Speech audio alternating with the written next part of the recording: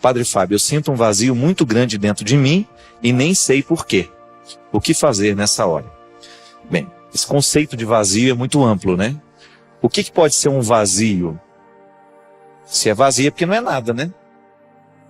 Está vazio porque não tem nada. Então, está faltando preencher. A gente tem que preencher o vazio. Muitas vezes existem alguns tempos na nossa vida em que o vazio acentua. A velhice pode ser um lugar, uma época para isso acontecer. Então, de repente, a pessoa ficou aposentada, ela deixou de trabalhar, ficou aquele vazio. O que ela faz com isso agora? Ou ela vai se ocupar de coisas que ao longo da juventude ela não pôde fazer, ou ela vai ficar ali naquela ociosidade. Então, de repente, o que é bom para evitar esse vazio? Preencher com coisas boas. Uma boa leitura, uma boa influência. Sempre digo isso, minha gente. Nós temos que tomar um cuidado muito grande com aquilo que ocupa a nossa cabeça e o nosso coração. Porque nós somos frutos de tudo isso. As coisas que nós estamos alimentando hoje através da nossa leitura, do programa da tarde que a gente assiste, da música que a gente escuta, tudo isso preenche ou não os nossos vazios. Quando é que a gente tem a sensação de que o vazio foi preenchido? Quando nós nos identificamos de maneira positiva com o que a gente está vendo. Então, de repente, eu assisti a uma reportagem, a uma entrevista muito interessante. Eu não vi nem o tempo passar. Pronto. Eu preenchi o vazio daquela hora que eu iria passar em angústia. Eu passei na boa companhia de uma reflexão boa. Uma boa reflexão. Então, de repente, se eu não ocupei a minha cabeça com coisas boas, aquilo acentuou ainda mais o meu vazio. Se eu fui ver um programa de violência, de coisas ruins, eu acentuei ainda mais o meu vazio. Por quê? Aquilo que eu quis, que eu escolhi, não foi uma matéria boa para preencher o vazio. Então, muitas vezes, somos nós que vamos cavando esse vazio. É igual a droga. O que a maconha faz? O que a cocaína faz? É o preenchimento ilusório de um vazio. O viciado, ele não quer outra coisa senão preencher o vazio que ele sente dentro dele. Então ele fuma uma maconha, um cigarro de maconha, ele cheira cocaína, ele toma um comprimido de LSD, porque ele quer preencher de ilusão aquele momento. Então ele cria aquele torpor, né? Aquela situação de êxtase. Mas aquilo passa e aquilo tem um efeito rebote, né? Como eles dizem na medicina, que piora o efeito depois. Ameniza por um tempo, mas depois volta pior ainda. Por isso que o vício, ele é um círculo de alta destruição, porque quanto mais a pessoa usa, mais ela quer usar. Porque quanto mais ela vai se tornando dependente da cocaína, maior é o vazio que vai ficando dentro dela. É como se você fosse fazendo um buraco que você nunca acha o fundo, então você nunca termina de cavar. As nossas escolhas na vida, elas preenchem ou não a nossa experiência humana. E esse é o grande desafio, minha gente. O que hoje eu estou trazendo para preencher os vazios da minha vida? É uma matéria boa? É sólido isso que eu estou escolhendo? Isso é sustentável? Durante quanto tempo isso vai me sustentar ao longo da vida? Precisamos saber. É uma pergunta honesta que nós precisamos fazer. Como outro dia, encontrei um casal que estava sofrendo muito no namoro. E eu perguntei, olha, o que vocês estão escolhendo para que esse namoro seja tão insuportável?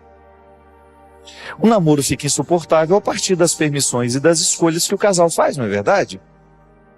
Ou nós vamos acreditar em azar? Não, eu não acredito em azar. Eu acredito em construção, em escolha, naquilo que a gente permite vir, naquilo que a gente joga fora, naquilo que a gente traz. Então as nossas relações, elas vão nos preencher à medida que a gente faz escolhas certas. E outra coisa também, gente, que falta muito em nós, é a dimensão da vida espiritual. Se nós não rezarmos, se nós não tivermos uma vida espiritual, e olha, vamos abranger esse termo. Vida espiritual não é só essa coisa que nós achamos que é entrar dentro da igreja, participar e ir embora. Não. Vida espiritual é um conjunto de escolhas que nós vamos fazendo a partir da religião que nós professamos. Então, nós aqui que somos católicos, você que é evangélico, você que é budista, você que é espírita, não sei qual é a sua religião. Mas o que eu sei é que você tem uma espiritualidade que lhe acompanha.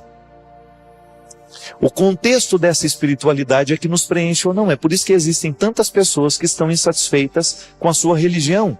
A religião não virou espiritualidade. Ela é apenas o cumprimento de um rito, de uma obrigação. Eu vou lá, participo da missa, mas a missa não virou espiritualidade em mim.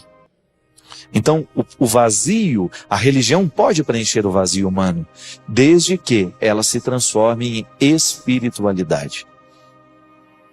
Que quer viver justamente as dimensões da vida do Espírito. São Paulo falava de maneira tão bonita isso, né? Ele fazia uma distinção que é até perigosa. As coisas da carne e as coisas do Espírito. Nós sabemos muito bem o que é isso. Mas sabemos na teoria. Mas muitas vezes na prática nós não sabemos viver porque a gente se perde. As coisas do Espírito são aquelas que nos enobrecem, que nos jogam para cima. São as palavras boas que nós lemos através das leituras que nós fazemos, através de uma palavra de Deus, do Evangelho, através de um salmo, através de um canto de liturgia, através de uma música de mensagem. Nós elevamos o nosso espírito toda vez que uma palavra bendita toma conta de nós. Essas são as coisas do Espírito. E a religião trabalha o tempo todo propondo coisas do Espírito. As coisas do Espírito, elas moldam o nosso caráter. Por isso que nós precisamos associar diretamente o princípio religioso que me rege e as minhas escolhas. Qual é o meu caráter? A minha capacidade de ser eu mesmo, de ser verdadeiro, de ter uma postura séria. É o que a igreja nos propõe, né? A igreja nos propõe mandamentos, a igreja nos propõe regras, mas não é para nos aprisionar. É para nos dar suportes para que nós possamos ter uma vida espiritual. Porque se não tivessem regras, nós não saberíamos nos amparar. Nós cairíamos. Todo o aparato eclesiástico, de liturgia, de ritos, está a serviço da vida espiritual. É bonito a gente, por exemplo, pegar um livro de Teresa d'Ávila. Como é que geralmente eles dão os títulos, né? Escritos espirituais de Teresa d'Ávila. Ela está falando justamente ali. Naquele livro, ela escreve sobre as lutas que ela tem de sair deste mundo da carne para alcançar as coisas do Espírito. E Teresa d'Ávila é uma especialista em mostrar isso com muita poesia, com muita realidade. Se você não teve a oportunidade, leia os escritos de Teresa d'Ávila. Você vai ficar fascinado, porque essa mulher ela é muito humana.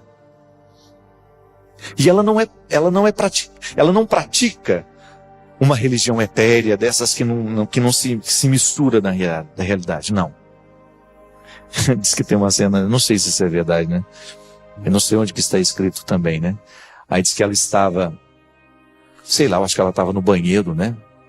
Fazendo as necessidades dela. E nisso, dizem que o diabo, né? Soprou um espírito, uma palavra maligna na cabeça dela. Teresa, uma mulher tão pura como você, fazendo uma coisa suja dessa, né? Aí diz que ela virou assim, pois é, meu querido, e tudo isso que eu estou fazendo eu ofereço a você. Se é verdade ou não, está lá na história dela, né? Não é interessantíssimo isso? A pessoa conseguir rezar na hora que vai fazer as necessidades. Isso é rezar a vida, né? O Padre Léo era um especialista nisso, né? Em rezar a vida. E o Léo falava muito dessa religião que preenche o vazio do coração. Preencher o vazio do coração através de uma religião tem que ser uma religião como essa, de Teresa d'Ávila, de Padre Léo, de Monsenhor Jonas Abib, que faz da realidade concreta o lugar da oração. É igual aquela mulher que chega, né?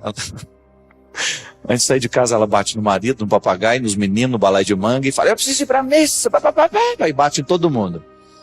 Pelo amor de Deus. A missa tem que começar antes, né? É não bater em ninguém para ir. Que às vezes a pessoa, para ela ter uma prática religiosa, ela fica agressiva. Ou quando ela volta da missa, ela volta batendo em todo mundo porque ninguém foi na missa com ela. Bando de safados, vocês estão todos no inferno. Aí a missa não virou espiritualidade, né? Ela tem que chegar feliz. Não, gente, a missa foi tão boa, eu estou tão em paz, né? Não, agora já volta com aquela cara brava para a gente perceber que ela não gostou da gente não ter ido. Não virou espiritualidade, não preencheu o vazio. Quando nós fazemos dessa nossa experiência É uma experiência saudável de religião, é isso, né? Aquilo que eu pratico do ponto de vista ritual, a minha oração do texto, a minha oração, a minha devoção, enfim, qual seja a sua prática religiosa e qual o que faz parte do rito que você celebra, você tem que extrair deste rito a sugestão que este rito faz para uma vida prática. É aquilo que na palavra de São Tiago, na carta de Tiago está dizendo, não só as obras, não só a fé. É a reconciliação desses dois aspectos. O que eu acredito me leva a agir. O contexto da minha religião me leva a ter um comportamento.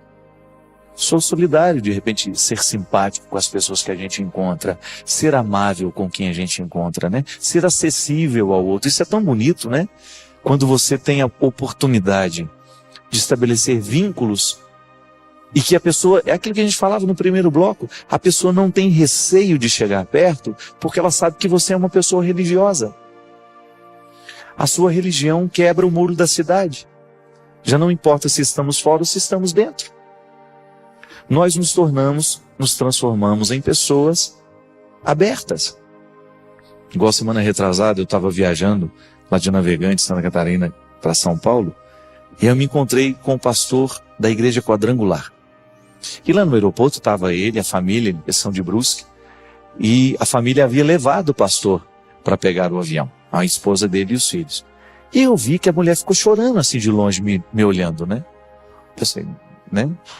E eu vi que ela estava emocionada. E aí, eu olhei para ela e percebi que ela estava emocionada por alguma razão de ter me encontrado ali. Aí a gente se aproximou e o pastor disse assim, padre, não repara não, minha esposa está muito emocionada porque ela gosta muito do senhor. Eu não gostava não. Comecei a assistir o programa por causa dela. Aliás, ele até falou, me pediu perdão, que ele tinha implicância de mim.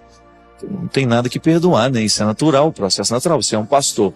A sua mulher fica assistindo o programa de padre, então é natural que você tenha ficado. Mas o bonito, sabe o que foi? É o espírito cristão que prevaleceu naquela conversa, né? Aí tiramos uma foto e ele viajou sozinho. Depois a gente foi conversando. A família voltou para casa, para Brusque, e a gente seguiu para São Paulo. E o pastor falava justamente disso, né? Do quanto que é importante nós fazermos das nossas diferenças